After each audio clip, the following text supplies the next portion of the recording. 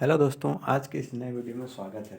Friends आज के इस वीडियो में हम बूस्ट चॉपर सर्किट का डायग्राम, उसका कितने मोड में काम करता है वो उसका उसका ग्राफ देखेंगे और उसका जो मोड है वो देखेंगे, उसका ठीक है, उसका डेरिवेशन देखेंगे, उसके आउटपुट वोल्टेज का ट्रांसफर फंक्शन देखेंगे। ठीक है, तो आइए वीडियो को स्टार्ट करते हैं। यदि आपने हमारा पिछला वीडियो देखा होगा तो उसमें हमने बक कन्वर्टर्स के बारे में, उसका सर्किट डायग्राम, उसका जो आउटपुट वोल्टेज का जो डेरिवेशन है वो सब कराया हुआ है। ठीक है, तो नहीं देखें तो उसको जाके देखिए। तो इसको स्टार्ट करते हैं बूस्ट चॉपर को। तो सबसे पहले हम इसका सर्किट डायग्राम बनाएंगे। ठीक है, तो हमने अभी आपने हमारा पिछला वीडियो देखा होगा तो हमने बताया है कि किस तरह से यदि आपको याद करने में इसका दिक्कत होता है, प्रॉब्लम होता है, तो आसानी से आप कैसे याद करें। ठीक है, तो मैं आपको अभी इसका ट्रिक बताता हूँ। ये अपना इधर हमने इस सर्किट में एक लोड लगा दिया आउटपुट साइड। ठीक है, ये अपना ये स्विच है, ये अपना इंडक्टर है, ये अपना सोर्स वोल्टेज Vs है, ये अपना लोड है, इसका आउटपुट वोल्टेज ये आउटपुट है, ये अपना डायोड है। ठीक है, ये अपना सोर्स करंट है, इसमें से जो भी एवरेज इंडक्टर करंट जो फ्लो करेगा वही सोर्स करंट भी हो जाएगा।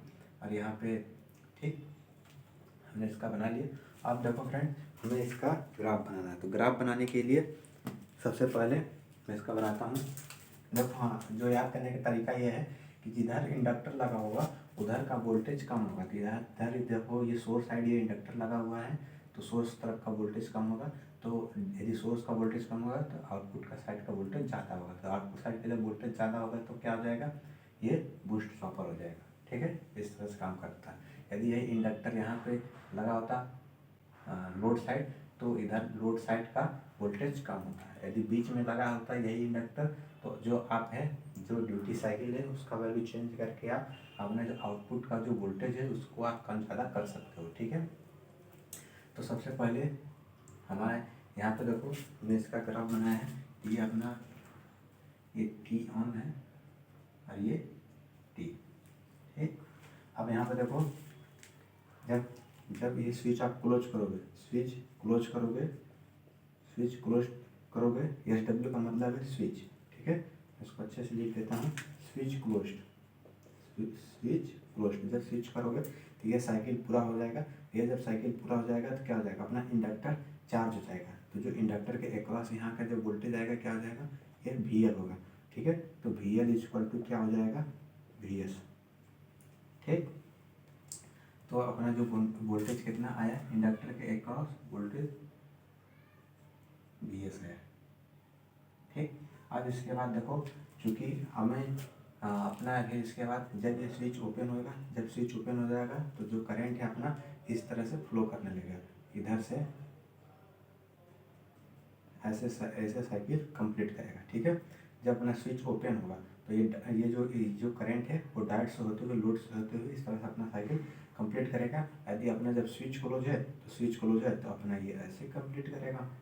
ठीक, जब यदि अपना स्विच ओपन है, स्विच क्लोज का तो हमें वोल्टेज पता चल गया। अब स्विच ओपन होगा तो इंडक्टर के क्रॉस कितना वोल्टेज आएगा, हम इसको फाइंड कर लेते हैं। तो इंडक्टर के क्रॉस हो जाएगा VL equal to VS minus V output. ठीक है, लेकिन हमें पता है कि यहाँ आउटपुट का वोल्टेज ज़्यादा होगा, तो ज़्यादा होने के लिए क्या हो जाएगा, V आउटपुट माइनस VS। ठीक है, तो हमने यहाँ पे नेगेटिव साइन को बाहर ले लिया है, तो V आउटपुट में से VS आप घटाओगे तो यहाँ पे जो निगेटिव साइन आया है इसका मतलब ये है कि निगेटिव वोल्टेज दिखा रहा है। ठीक है, ये जो अपना वोल्टेज हो जाएगा कितना हो जाएगा, minus V output minus VS। अब आपको एक चीज़ पता है कि जो इंडक्टर के वोल्टेज का VL इक्वल टू क्या आता है, L di/dt। ठीक है, तो आपको पता है जब आप कांस्टेंट का, जो ये कांस्टेंट वैल्यू है ना VL, जब आप कांस्टेंट का इंटीग्रेट करोगे तो क्या आएगा, आपका लीनियर फंक्शन आएगा। तो जब लीनियर फंक्शन आ जाएगा तो इसका जो करंट का जो ग्राफ बनेगा वो कुछ इस तरह से बनेगा। ठीक है, ये लीनियर है। ठीक है, इस रीजन में देखो, यहाँ पे वोल्टेज कांस्टेंट है तो इसका करंट का ग्राफ लीनियर बना है, यहाँ पे भी करंट का ग्राफ लीनियर है। ठीक, यहाँ पे इंक्रीजिंग नेचर है क्योंकि वोल्टेज से इंडक्टर चार्ज हो रहा है। और जैसे ही दूसरे जब टी ऑफ है, ये टी ऑफ में इंडक्टर डिस्चार्ज हो रहा है। ये कितना टाइम पीरियड है, ये अपना टी ऑफ का है। ठीक, ये अपना टी ऑफ टाइम पीरियड है। आप इसका भी देखो, ये इंडक्टर का करंट का ये मिनिमम वैल्यू है, ये मैक्सिमम वैल्यू है, आई मैक्स।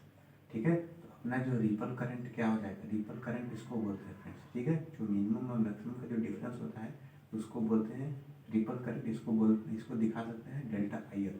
तो इसका जो एवरेज वैल्यू है वो 20 से एकदम पास करेगा, तो हम इसको बोलते हैं I L average. I L average किसके बराबर होगा, सोर्स के बराबर होगा। सोर्स का जो करंट है वही आई एल एवरेज के बराबर है। ठीक है, तो अभी हम इसको, यदि आपको नहीं समझ में आ रहा था तो हम इसका करके दिखाते हैं आपको। ठीक, अब आपको क्या करना है कि रिपल करंट फाइंड करना है। ठीक है, तो यहाँ पे देखो V L D T is equal to air D I.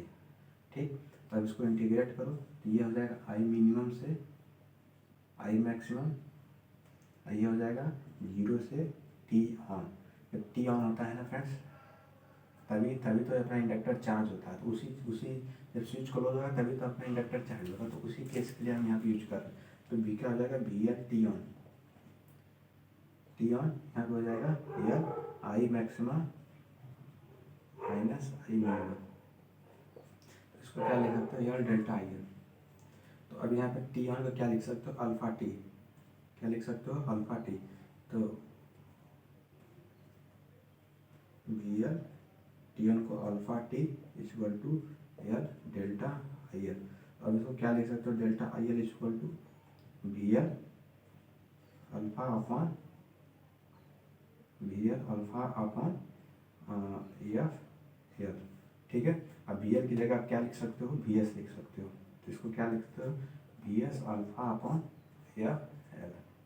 ठीक है, क्योंकि जब आप स्विच क्लोज होता है ना, तो स्विच क्लोज के कंडीशन में क्या होता है कि V L equal to V S होता है। आप यहाँ पे देखो, स्विच जब क्लोज होगा, ये जो स्विच क्लोज होगा तो V L equal to V S हो जाएगा। ठीक है, तो आपका कितना रिपल करंट निकल कर आया है, V S alpha upon F L. और अल्फा क्या है फ्रेंड्स, अल्फा होता है it is the ratio of T upon T. इसको बोलते हैं, क्या बोलते हैं, ड्यूटी साइकिल। क्या बोलते हैं, ड्यूटी, इसको बोलते हैं ड्यूटी साइकिल। ठीक, यदि आपके यहाँ पे अल्फा की वैल्यू चेंज होगी तो आपका ये रिपल करंट का भी वैल्यू चेंज होगा।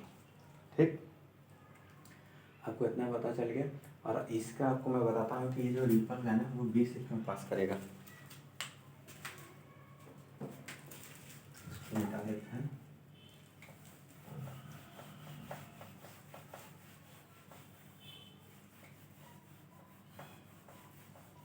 ठीक है, तो इसका जब आप एवरेज करंट निकालोगे ना, जब इस ग्राफ का जब एवरेज करंट निकालोगे तो ये 20 से पास करेगा। देखो मैं निकाल के आपको दिखाता हूँ। यहाँ पे ऐसे है, यहाँ पे क्या है, टी है, यहाँ पे क्या है, टी ऑन है।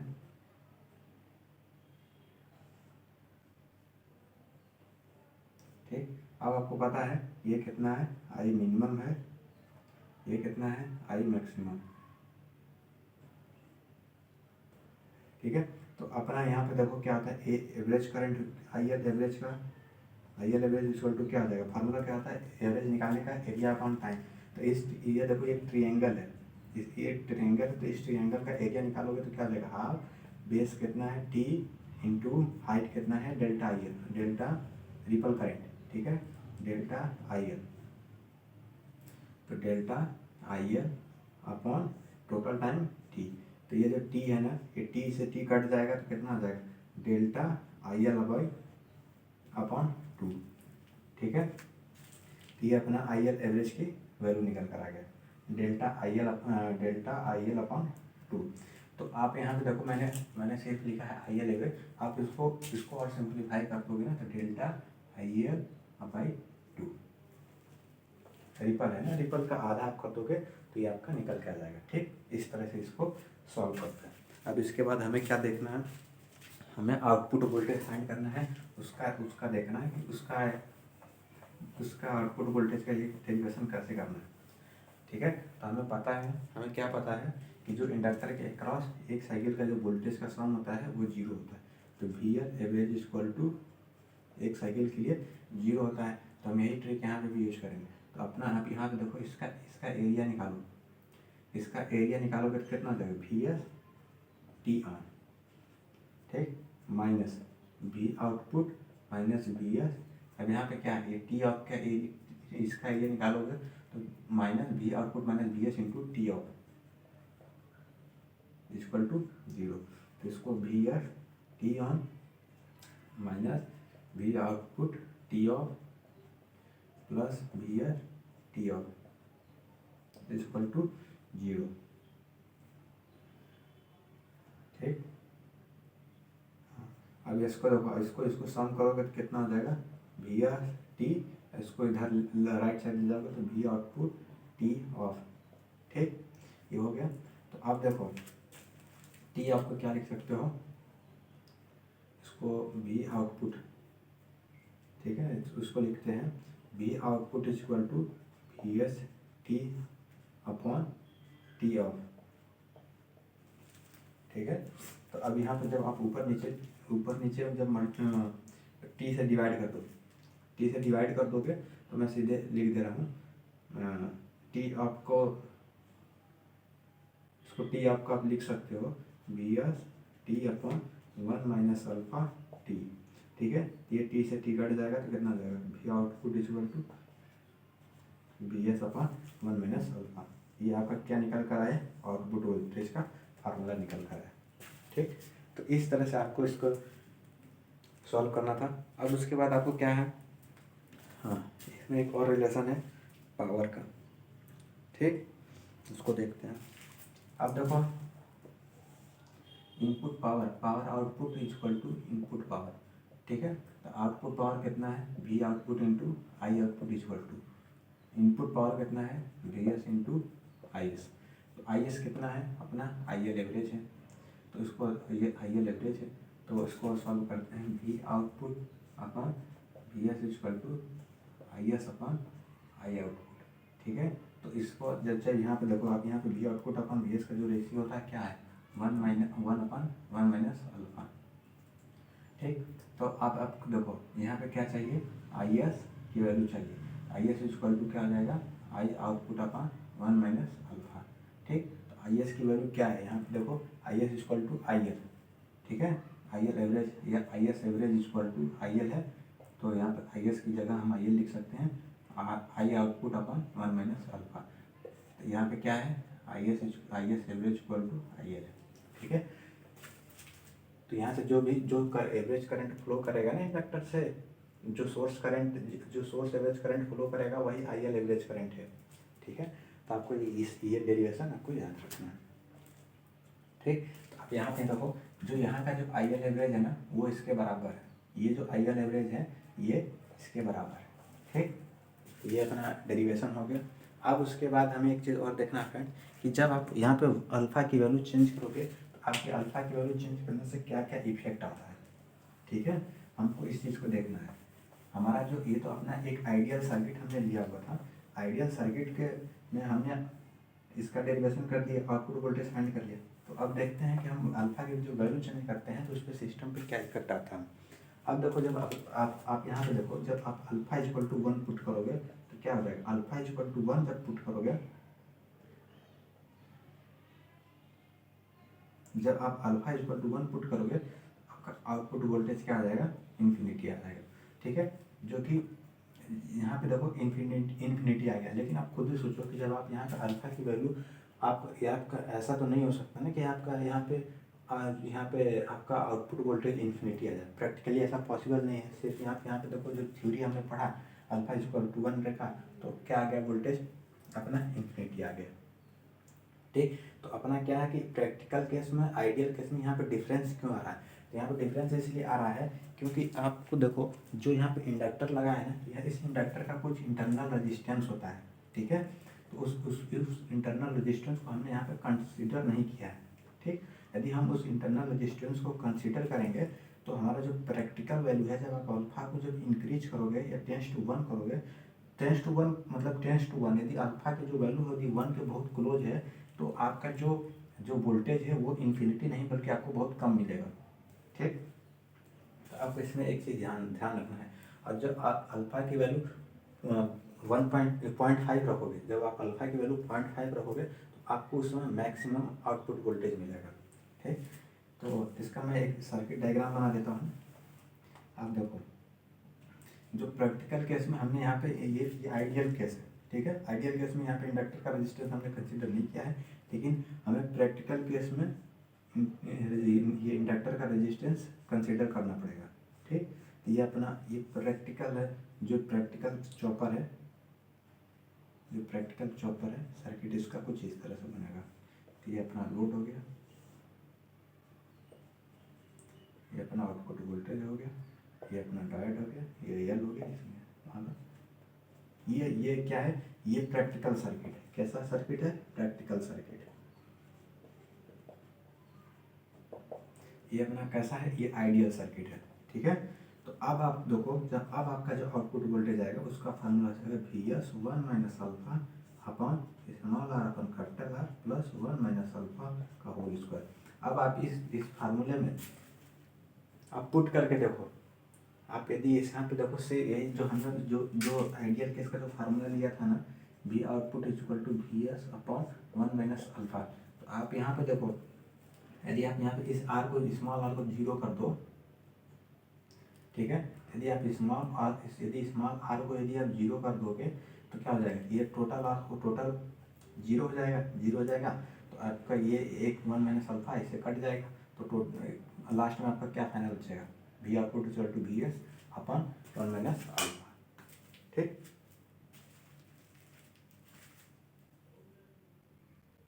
अब इसके बाद हमें ये तो हमने देखा, ये फ्रेंड्स एक चीज़ और बता कि ये कैसा कंटिन्यूस कंडक्शन में हमने ये सारा चीज़ स्टडी किया है, किसमें स्टडी किया है, continuous conduction, continuous conduction.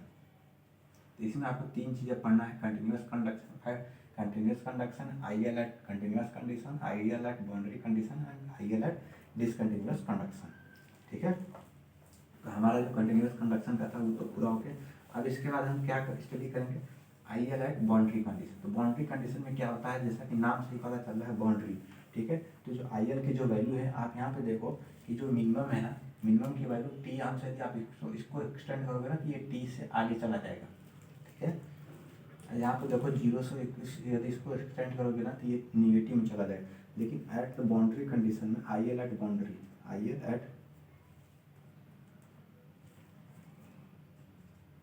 Eight boundary condition, ideal at boundary condition, ठीक है। तो बाउंड्री कंडीशन में क्या होता है, जो इंडक्टर की वैल्यू है वो इस तरह से होते हैं, ठीक है। एकदम बिल्कुल बाउंड्री, या जीरो से स्टार्ट हुआ, यहाँ पे टी पे खत्म हुआ, ये अपना टी ऑन है, ठीक। तो मिनिमम की वैल्यू क्या है, आई मिनिमम की वैल्यू जीरो है, आई मैक्सिमम है ये, और ये अपना रिपल है डेल्टा आई एल। तो यहाँ पे एवरेज करंट क्या हो जाएगा, ये अपना आई एल एवरेज हो जाएगा, ठीक है, जो कि सोर्स एवरेज के इक्वल है, ठीक है। तो ये अपना बाउंड्री कंडीशन हो गया। तो बाउंड्री कंडीशन में आपको क्या पढ़ना था, ठीक है। तो इसका एवरेज करंट निकालते हैं, आई एल एवरेज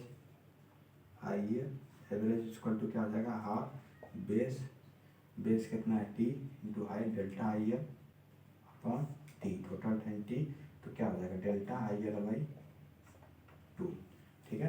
तो ये बाउंड्री कंडीशन में जो आई एल एवरेज की वैल्यू होगा वो कितना हो जाएगा, डेल्टा आई एल बाई 2, ठीक है। तो ये अपना निकल गया। अब इसके बाद देखो, हमने डेल्टा आई एल का वैल्यू क्या पढ़ा था, अल्फा बी एस बाई ये 2 का 2 लिख दिए फिर, ठीक है। तो ये अपना बाउंड्री कंडीशन पे जो इंडक्टर की एवरेज वैल्यू है, जो करंट होगा वो alpha B S by 2 F L होगा। तो जो आई एल एवरेज है वही तो अपना सोर्स का भी एवरेज है ना, क्योंकि दोनों इक्वल हैं, ठीक है। यहाँ पे आप देखो दोनों इक्वल हैं, ये दोनों इक्वल हैं, ठीक है। I S average equal to क्या आ जाएगा, alpha B S upon 2 F L, ठीक। इस तरह से अपना निकल गया। अब इसके बाद हमको क्या पढ़ना है, I L average current eight the boundary condition. तो अपना ये पूरा हो गया टॉपिक। अब इसके बाद पढ़ना है डिसकंटिन्यूअस कंडक्शन। तो डिसकंटिन्यूअस कंडक्शन का उसका भी देख लेते हैं।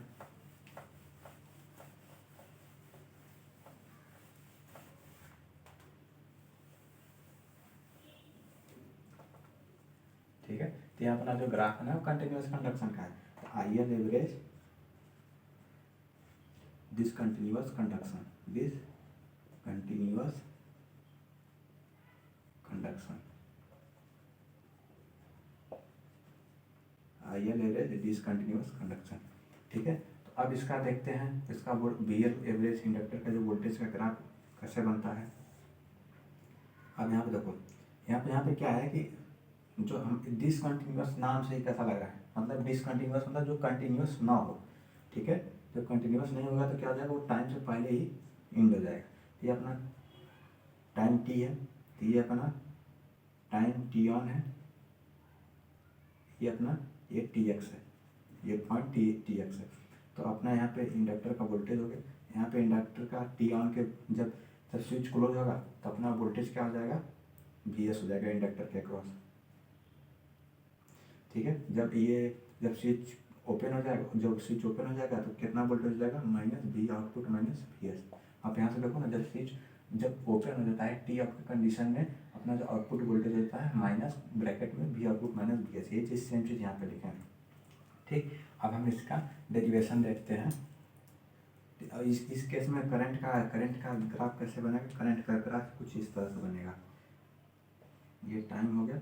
अब यहाँ पे देखो, ये अपना टी ऑन है ना, तो अब यहाँ पे देखो जो करंट है ना वो पहले ही आपका इंडिकेटर खत्म हो जाएगा, टोटल टाइम टी पे भी नहीं पहुँचेगा। और आपका मतलब यहाँ पे आप देखो ना, ये यहाँ पे इस पोर्शन के लिए करंट की वैल्यू क्या है, जीरो है, मतलब आप समय से पहले ही खत्म हो गया। तो ये अपना टी ऑन है, ये अपना टी एक्स है। टी ऑन का हम अल्फा टी लिखते हैं और टी एक्स को बीटा टी, ठीक है। तो T on equal to, T on का फार्मूला आपको पता है ना, अल्फा किसका रेशियो है, T on upon T, alpha equal to T on upon T. तो टी ऑन इक्वल टू क्या हो जाएगा, अल्फा टी, ठीक है। इसी तरह से टी एक्स को बीटा टी लिखा गया है, ठीक है। मैं आपको अभी इसको दिखा देता हूँ आपको, बीटा इक्वल टू क्या हो जाएगा, टी एक्स बाई टी, ठीक है, बीटा। तो ये अपना आई मैक्सिमम है, ये अपना इंडक्टर करंट है, ठीक है। अब इसके बाद आपको क्या इसका वोल्टेज, आउटपुट वोल्टेज का एक्सप्रेशन फाइंड करना है। तो आपको पता है कि V L average equal to inductor का एक साइकिल के लिए कितना होता है, 0 तो आप इसको सॉल्व करो, वी एस टी ऑन के लिए इसका एरिया निकालो, we S T on minus V output minus V S T X minus T on, ठीक है। ये जो डिस्टेंस है, ये वाला जो डिस्टेंस है T X minus T on है। अब इसको और सॉल्व करो, और जब सॉल्व करोगे तो कितना हो जाएगा, वी एस टी ऑन। अब इसको सॉल्व करोगे तो minus V output T X, इसको plus V output T on, इसका आ जाएगा minus V S T X plus V S T on equal to 0, ठीक। अब यहाँ पे देखो,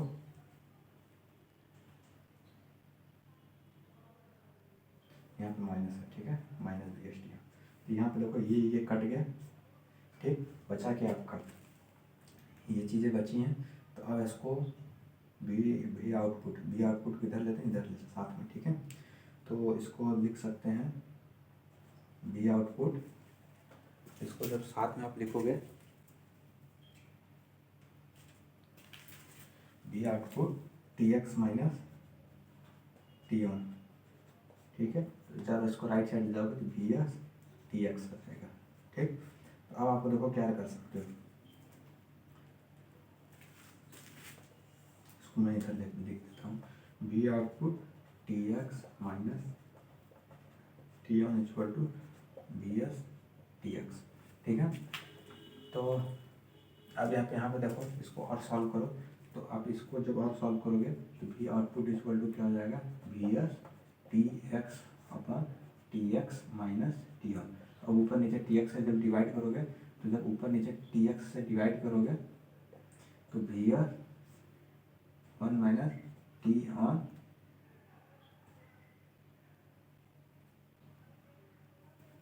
ठीक है। इसको और आगे सॉल्व करते हैं। इसको अब क्या कर सकते हैं हम,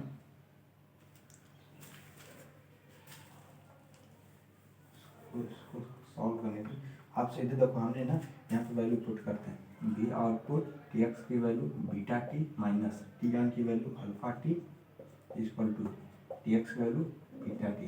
ठीक है, तो B output equal to V L beta upon beta minus alpha. ठीक है, ये अपना आउटपुट वोल्टेज का एक्सप्रेशन निकल कर आ गया। किस कंडीशन में? डिसकंटिन्यूअस कंडक्शन में। ठीक है, आप यहाँ पे सोर्स करंट और आउटपुट करंट का भी फार्मूला लगा कर निकाल सकते हो। तो ये सारी चीज़ें हमने पढ़ा, ठीक है, अभी तक के स्टडी में। तो अब इसको मिटाते हैं। और एक चीज़ जो असली चीज़ मैं आपको बताना चाहता था, ये तो सब हो गया। अब इसके बाद लेक्चर आपको काफ़ी अच्छा लग रहा होगा। अब इसको मिटाते हैं। एक चीज़ जो इसका ग्राफ जो आइडियल और प्रैक्टिकल केस में जो जितना डिफरेंस है उसका जो हम ग्राफ देखते हैं, ग्राफ से कैसा वो दिखता है उसको देखते हैं। ठीक है, उसका हमने अब जो कंटिन्यूस कंडक्शन के केस में हमारा जो आउटपुट वोल्टेज का जो आया था we S upon 1 minus alpha, तो अब यहाँ पे अल्फा इक्वल टू हम 1 पुट करते हैं तो आउटपुट इक्वल टू इन्फिनिटी आ जाता है। तो ये फर्क आ रहा था, तो इसको हम ग्राफ के थ्रू देखते हैं। इसका ट्रांसफर फंक्शन क्या आ जाएगा? इसका transfer function V output upon V S equal to 1 upon 1 minus alpha. ये है कि इधर अल्फा, ये हो गया अपना V output upon V S. अब आप यहाँ पे देखो कि जब आपका अल्फा की जो वैल्यू जीरो होगा, ये जीरो है, तो इसका ट्रांसफर फंक्शन की वैल्यू क्या हो जाएगा? 1 हो जाएगा। ठीक, अगर यदि आप अल्फा की वैल्यू 0.5 रखो, 0.5 रखोगे तो यहाँ पे इसका ट्रांसफर फंक्शन का वैल्यू कितना हो जाएगा? 2 हो जाएगा। जब आप यहाँ पे अल्फा की वैल्यू 1 पुट करोगे तो कितना हो जाएगा? ट्रांसफर फंक्शन की वैल्यू इन्फिनिटी हो जाएगा। अपना जो ग्राफ है कुछ इस तरह से आपको मिलेगा। ठीक, लेकिन अब आपको प्रैक्टिकल केस में क्या होता है? प्रैक्टिकल केस में होता है कि जैसे ही आपका जो ग्राफ है ना वो ऐसा तो इंक्रीज करेगा, लेकिन फिर इसके बाद जैसे आप जब पास पहुँचोगे, जब 10 to 1 करोगे, जब T on equal to T हो जाएगा, जब T on equal to T हो जाएगा तो आपका जो वोल्टेज है ना वो प्रैक्टिकली जीरो हो जाएगा। ठीक है, ये maximum alpha high alpha maximum. आप इससे ज़्यादा वैल्यू अल्फा की आप नहीं रख सकते। यदि आप इससे ज़्यादा वैल्यू रखोगे ना तो फिर धीरे धीरे आपका वोल्टेज डाउन होता चला जाएगा। ठीक, आई होप आपको हमारा वीडियो बहुत पसंद आया होगा। हमने लगभग सारा जो क्वेश्चन थे, सारे क्वेश्चन मतलब जो सारे डेरिवेशन थे कर लिए हैं। और इन सारे डेरिवेशन को देख के आप बूस्ट चॉपर से रिलेटेड जो भी क्वेश्चन है आप उनको सॉल्व कर सकते हो। इसके बाद हमारा जो नेक्स्ट टॉपिक है बक बूस्ट चॉपर या बूस्ट कन्वर्टर, तो हमने पूरा कर दिया है। अपना बक कन्वर्टर पूरा कर दिया है, बूस्ट चॉपर का पूरा कर दिया। बचा कौन सा? बक बूस्ट चॉपर, उसको भी पूरा कर लेंगे। और मैंने एक तरीका बताया था कि आपको इसका सर्किट यदि आपको नहीं याद होता तो आपको कैसे याद करना है। याद करने का तरीका, पहले आप देखो आपको बनाना क्या है। बूस्ट चॉपर बनाना है तो इधर का वोल्टेज ज़्यादा करना है, लोड साइड का, सोर्स का वोल्टेज तो कम करना पड़ेगा। तो सोर्स का वोल्टेज कम करना है तो इंडक्टर लगाना पड़ेगा। इधर इंडक्टर लगा होगा उसका वोल्टेज कम होगा। और स्विच है, और स्विच और डायोड, तो जैसे ही जब आप भी स्विच क्लोज करोगे ना तो सबसे पहले आपका इंडक्टर चार्ज होना चाहिए। फिर दूसरे का जो इंटरवल आता है ना जब स्विच ओपन का, तो उसमें आपका इंडक्टर डिस्चार्ज होना चाहिए। तो उस हिसाब से आपको डायोड और स्विच का एक अरेंजमेंट कॉम्बिनेशन देखना है कि आपको कहाँ पे यूज करना है डायोड और स्विच का। और इंडक्टर का तो आपको पता चल ही गया। यदि आप यहाँ पे रखें सोर्स तरफ तो सोर्स का वोल्टेज कम, लोड की तरफ तो लोड का वोल्टेज कम, यहाँ पर रखें बीच में तो आपका जो लोड का वोल्टेज है वो कम भी हो सकता है, ज़्यादा भी हो सकता है। ठीक है, इस तरह से आपको इसको सर्किट को याद रखना है। आज की वीडियो में बस इतना ही फ्रेंड्स, मिलते हैं नेक्स्ट वीडियो में, तब तक के लिए गुड बाय, थैंक यू।